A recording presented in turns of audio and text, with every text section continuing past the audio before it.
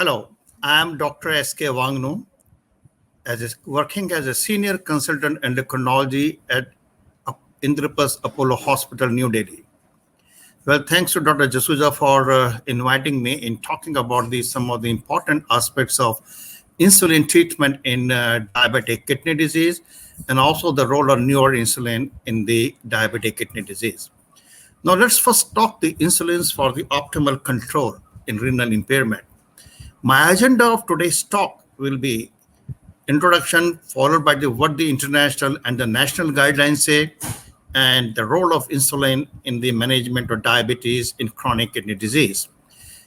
Chronic kidney disease is defined as abnormalities of the kidney structure or function present for more than 3 months with implications for health.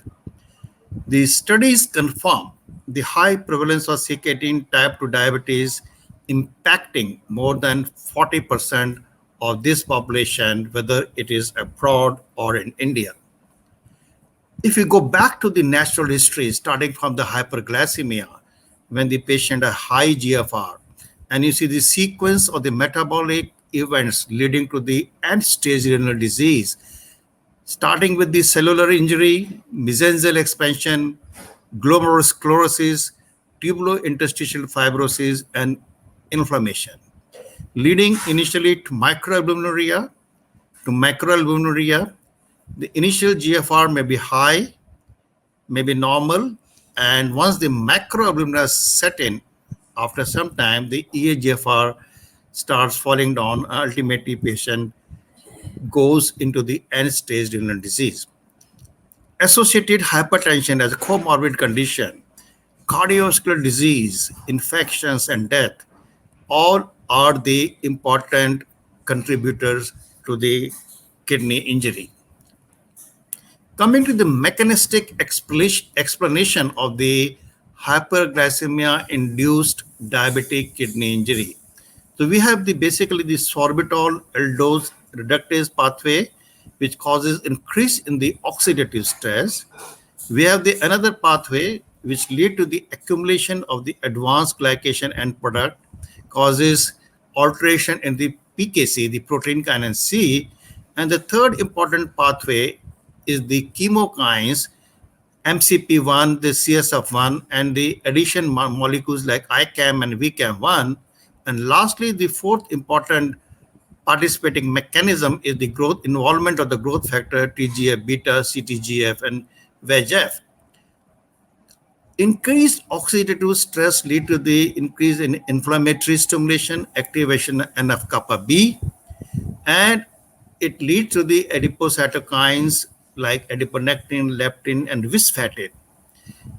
It all leads ultimately culminate into the pro-inflammatory cytokines like interleukin-1, interleukin-6, interleukin-18, and TNF-alpha.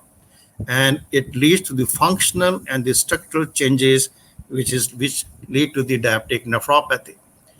The KDIGO 2020 clinical practice guidelines for the classification of the CKD is based on the GFR and the albuminuria. The albuminuria categories are defined as A1, A2, A3, that ACR category A1, A2, A3, while the GFR category is defined as G1, G2, G3A, G3B, G4, and G5. You know, the green, if the patient is in the green zone, it is low risk. If no other markers of the kidney disease, no CKD. Yellow, the moderately increased risk. Orange, high risk, and the red is very high risk. Now, what are the complications of the diabetes and the chronic kidney disease? You know, the increased risk of hypoglycemia, diabetic ketoacidosis, increased risk of long-term complications like retinopathy, neuropathy, and the foot infections, increased risk of kidney failure and need for dialysis, increased risk of CV complications like ischemia, arrhythmias, and the heart failure.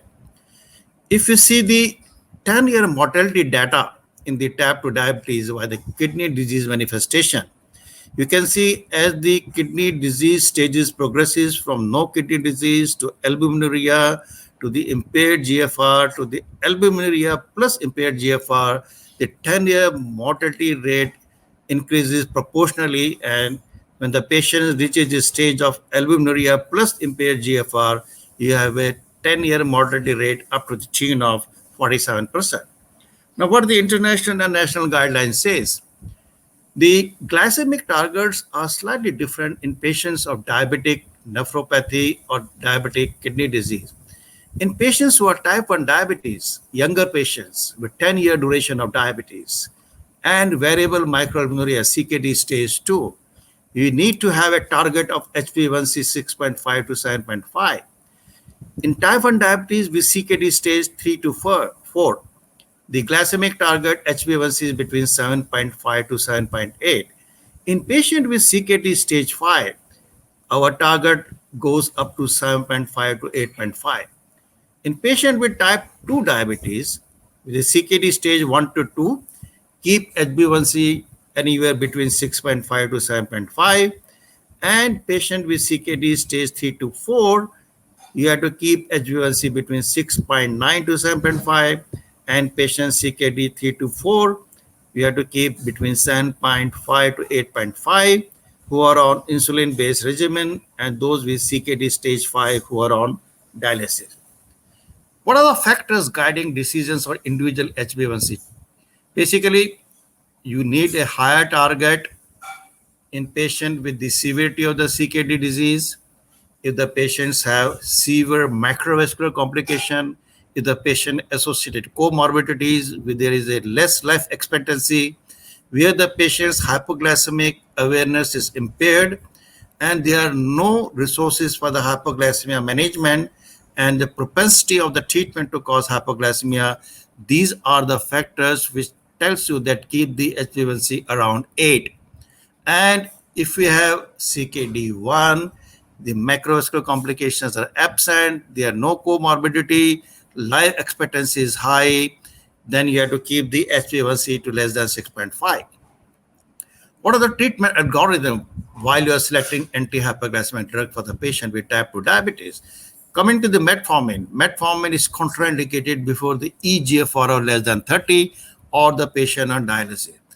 With eGFR less than 45, reduce the dose of metformin to half the dose. While you are using SGLT2, do not initiate with the eGFR less than 30 while the patient on the dialysis. While the GLP-1 receptor agonist, DPP-4 inhibitors like linagliptin, insulin, they are guided by the patient preferences, cost, eGFR, and when the patient is treated with the dialysis or not. Now coming to the insulin in the management of diabetes in the CKD.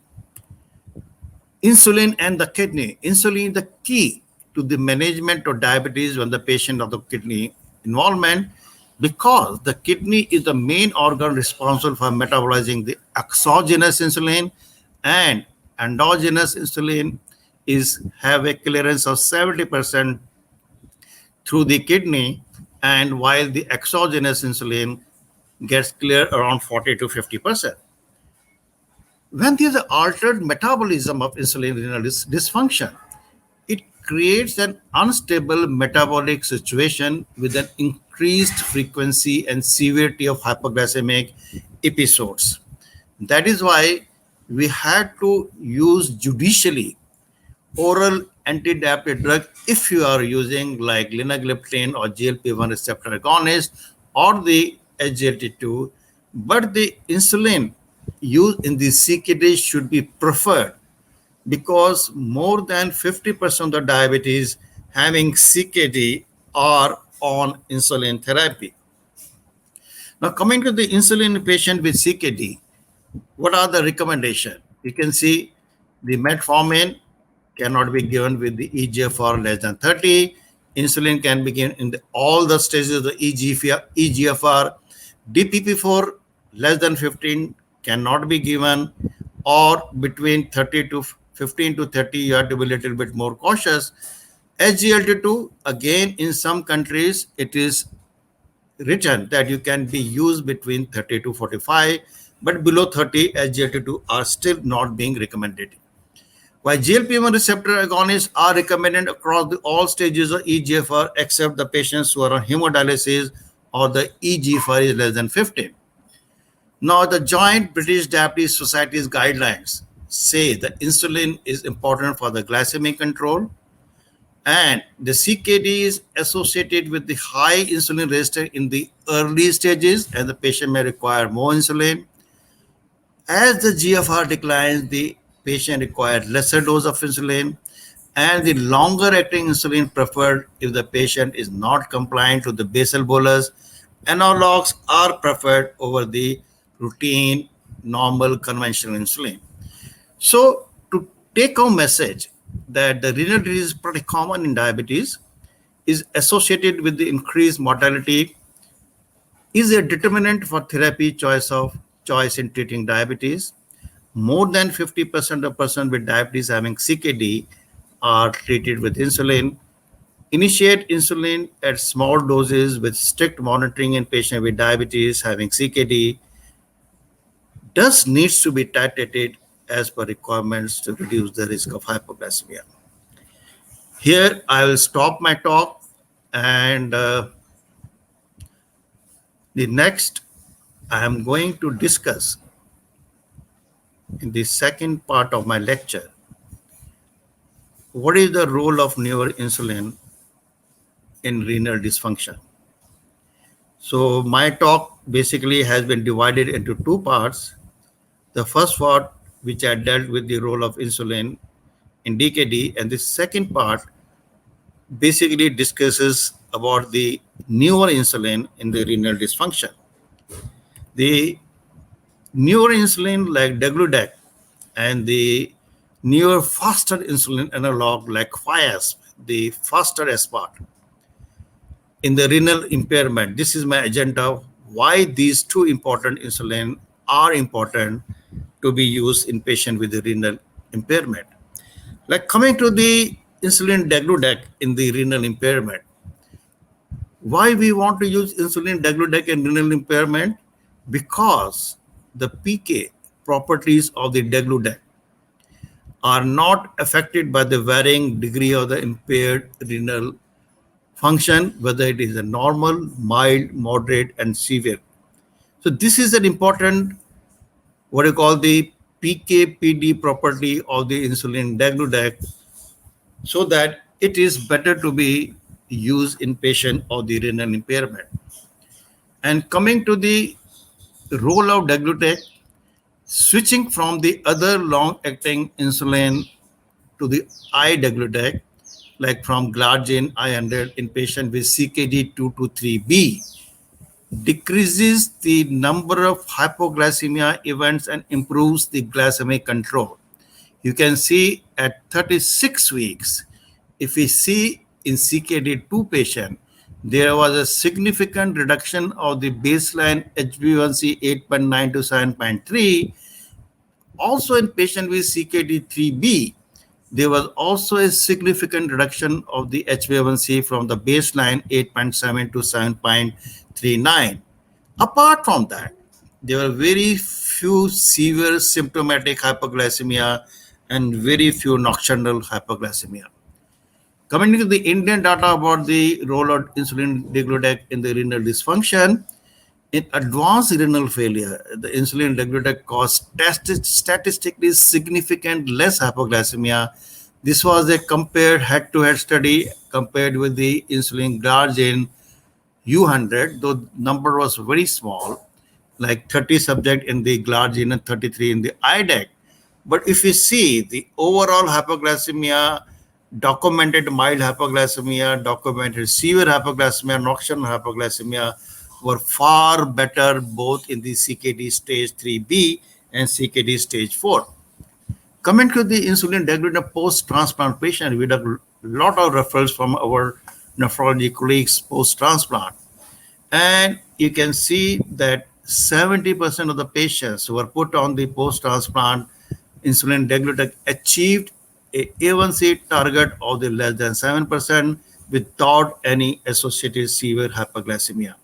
So it was well tolerated and was effective in early post-transplant patient. Now, Coming to the degludec use in the renal impairment, so you can use in all stages 2, 3, 4 ESRD and post-renal transplant. So this was about the long-acting ideal basal insulin, the insulin degludec. What about the newer insulin, like the faster-acting aspart? We had NovoRapid, which is the fast-acting aspart, but ultra-fast-acting aspart is called the faster-acting aspart or the FIASP.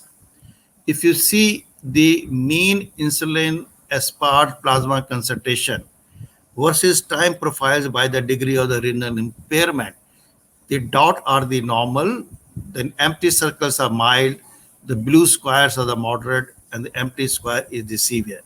Renal impairment does not affect the PK profile of the insulin aspart in clinically significant manner, as we have seen with the insulin degludec. There was no significant association between the eGFR and the requirement of the insulin aspart, and the insulin requirement in this trial involving 346 patients with type 1 diabetes, which was assessed in an observational study. It did not show any association with the eGFR, and also the insulin aspart was associated with less variability of the dose requirement. So you can build a strong foundation with the insulin aspart. We have more than 15 plus years of the clinical experience. Treatment of diabetes mellitus in adults, adolescents, and children aged more than 1 year. Elderly patient with hepatic and renal impairment you can safely use. You can use this drug in intravenous IV solutions. You can use this drug. It has been also FDA approved in patients who are pregnant, who are breastfeeding, and also to be used in insulin pump or the continuous subcutaneous insulin infusion. So the ultra-fast-acting insulin or the FIAS, it addresses the unmet need with the conventional rapid-acting insulin analog. If you see, the ultra-fast-acting insulin have a peak at least 20 to 30 minutes prior to the rapid-acting insulin, and it is give a better and equal physiological insulin secretion profile, replace early insulin secretion defect in type 2 diabetes, and also help to control postprandial glucose excretion better, and also causes least number of hypoglycemic events, and even has been recommended for a better profile of the patients on insulin pump therapy, and this FIASP has been approved for use in the renal impairment. What is the real world evidence? The lower glucose variability when you switch the fastest part in the CKD, though there are a very small number of patients, 8 patients, which were retrospectively collected after analyzing 57 patients between July 19, October 19. Type 2 diabetes with stage 4 CKD switched to mealtime faster part on account of the recurrent hypoglycemic event, and they analyzed the CGM data of 4 days. And what they did, glucose variability was measured in terms of the mean amplitude of glucose excretion and standard deviation, continuous overall net glycemic action, average daily risk range, and the J index for the glucose variability. If you see Conga index, J index, standard deviation, MAGE. MAGE is the most standard method to see the glucose variability. And the parameters MAGE is the mean amplitude of glucose excursion. Conga index we hardly seldom use. SD, we are also using SD, standard deviation. And you can see that if you do the Wilcoxon sign rank test for the glucose variable parameters, it was significant on the MAGE that it reduces the glucose variability with a concomitant 55% reduction in the 24 hours hypoglycemic events. So you have a lower glucose variability with the use of the faster aspart. And in this particular study, when the 8 patients were divided 2 groups, and again the 4 days MAGE, a value of more than 65 was statistically significant. GV, that means glucose variability, has emerged as a target objective in diabetic holistic management due to its association with the CVD and CKD. Nowadays, apart from the glucose variability, we talk about the time in range, and majority of the patient should be more than 70% value should be in time in range. And many of the other data also shows that there is an improvement in the glycemic variability parameters when you are using normal aspart as compared to the faster acting aspart, that is Fiasp. So, dear friends, what we have learned, like the newer insulin analogs like aspart and the fast acting aspart with stable PKPD characteristics are recommended in the chronic kidney disease. And we prefer using Fiasp in patients who have been associated with the recurrent hypoglycemia and those who require a better postprandial glucose control. We have a stable pharmacokinetic and dynamic properties of fast-acting insulin aspart when we did the CGM studies, which I have shown you earlier. And statistically significant lower glucose variability was observed in the faster-acting insulin aspart as compared to the regular human insulin and the aspart.